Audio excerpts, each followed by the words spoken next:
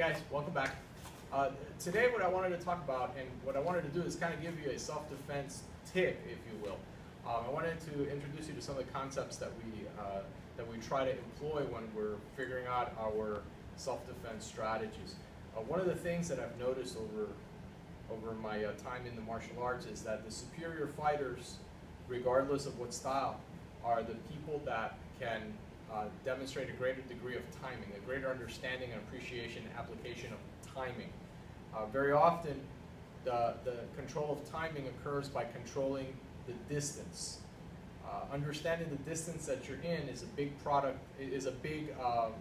of timing, so I wanted to talk about that.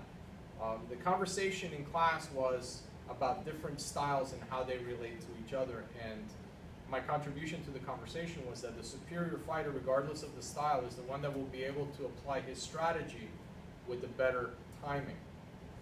So the martial arts philosophy of skill solving problems is very true in that regard, in that we have a pre-established strategy, and if we can apply it with good timing, generally we'll win the fight.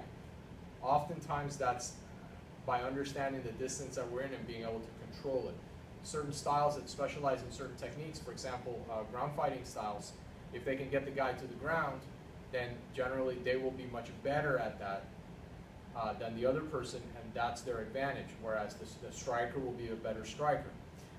In our class, because a lot of students come to me with a certain degree of urgency, it's not a great approach to tell them, listen, if you do this for X amount of years, keyword here being years, you'll get so much better that you'll be able to defeat somebody.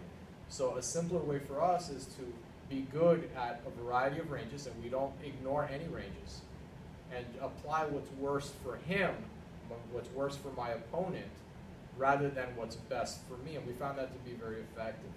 Let me show you how this applies in the context of street self-defense. Alex, let me borrow you for a second. If we take one of those stupid street fights, and this is a great example because they're so common. Something happened where there was something that offended him. He called me out and said something. I responded verbally. We got in each other's face. We're articulating. Now neither one of us feels comfortable. I push. He pushes me back. And then I throw a punch at him. And yeah, we probably should have walked away from this. But this is very true to human nature. And even the criminal that wants to assault you needs to get close to you.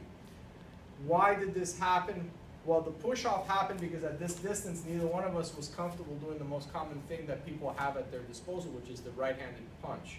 So we needed to push each other to be in range to deliver punches.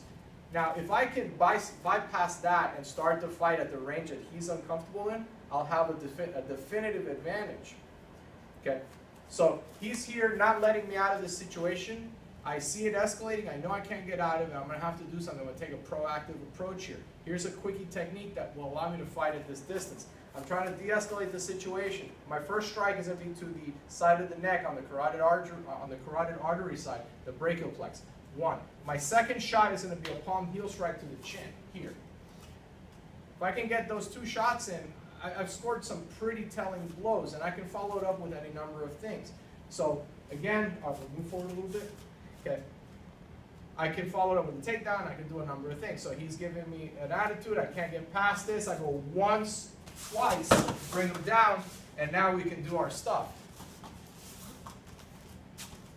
If you're looking at this and you're going, hey, wait a minute, that's not going to work against a really good grappler. Yeah, no, not in the context of us squaring off and knowing what's happening. But as a sucker punch, this is pretty powerful.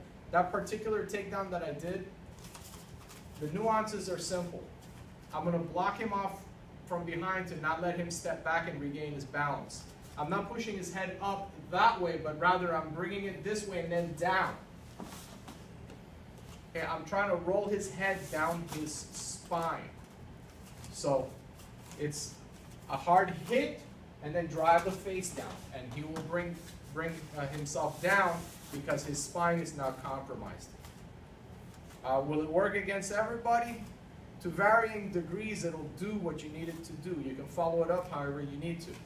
Here's an example. I went 1, 2, takedown didn't work. I got knee strike, elbow. Let's say that you prefer grappling. You went 1, 2, shoot in for a takedown.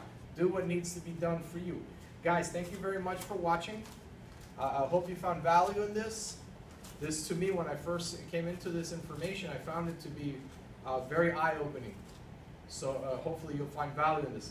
If you like what we're doing, help us spread the word. Share this with your friends. Hit the like button, the thumbs up button. That'll help spread our visibility. Drop your comments. I'd love to hear from you. Your questions, comments, concerns, always welcome. Guys, thank you very much for watching.